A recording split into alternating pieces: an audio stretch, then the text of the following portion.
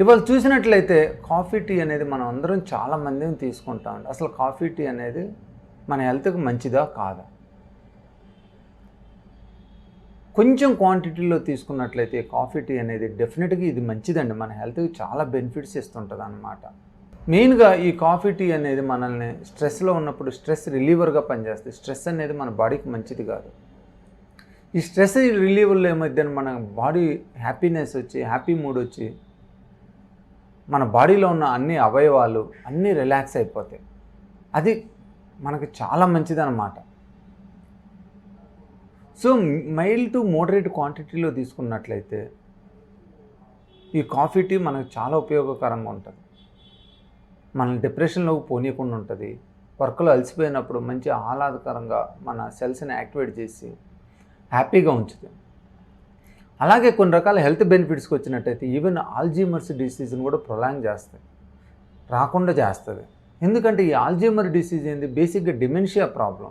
బ్రెయిన్లో ఉన్న nerve cells ఇన్యాక్టివ్లో ఉండటం వల్ల కానీ సరిగ్గా పనిచేయకపోవటం వల్ల కానీ వస్తుంది. ఈ కాఫీ టీలో ఉన్న కెఫీన్ ఇవి మన బాడీలో ఉన్న ఆ నర్వ్ సెల్స్ని, ఎస్పెషల్లీ బ్రెయిన్లో ఉన్న నర్వ్ సెల్స్ని, వాటి ఫంక్షనింగ్ని, వాటి హెల్త్ని ఇంప్రూవ్ చేసేసి మనకి ఆల్జీమర్స్ డిసీజ్ కానీ డెమెన్షియా కానీ రాకుండా చూస్తుంది అన్నమాట. అలాగే మనకి ఫిజికల్ యాక్టివిటీని కూడా ఇంప్రూవ్ చేస్తుంది.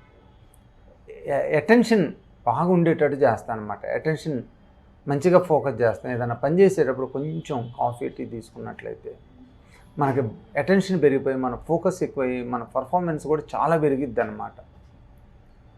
కానీ ఎక్కువ మోతాదుల్లో తీసుకోవటం మంచిది కాదు. తక్కువ మోతాదుల్లో తీసుకుంటే లివర్ మీదకి చాలా మంచి జరుగుతుంది. లివర్ కూడా మంచి ఫంక్షనింగ్ స్టేజ్లో ఉంటుంది. ఫ్యాటీ లివర్స్ కూడా వచ్చే అవకాశం చాలా తక్కువ ఉంటుంది. ఫ్యాటీ లివర్ అంటే liver problems, liver disorders type. లివర్లో ఉన్న సెల్స్ పనిచేయక ఫ్యాట్ అక్యుములేట్ అయిపోయి లివర్ డిస్ఫంక్షన్ అయింది అన్నమాట. అలాంటిది కూడా రాకుండా చేస్తుంది.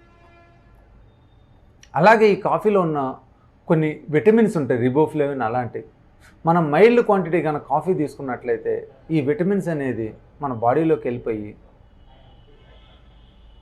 ఆ ప్రాబ్లం కూడా లేకుండా విటమిన్ డెఫిషియన్సీని కూడా తగ్గిస్తుంది అన్నమాట. సో కాఫీ టీ అనేది మైల్డ్ టు మోడరేట్ క్వాంటిటీలో తీసుకోండి, కానీ ఎక్కువ తీసుకోవద్దు. కాఫీ టీ కనుక మనం ఎక్కువ తీసుకున్నట్టయితే యాంగ్జైటీ డిజార్డర్స్ వస్తాయి. ఎందుకంటే too much coffee it will irritate the nerve system which cause anxiety disorders. అలాగనే కాఫీ టీ ఎక్కువ తీసుకున్నట్లయితే మనకు స్టమక్ ప్రాబ్లమ్స్, గ్యాస్ట్రైటిస్ ప్రాబ్లమ్స్ కూడా వచ్చే అవకాశం ఉంటుంది.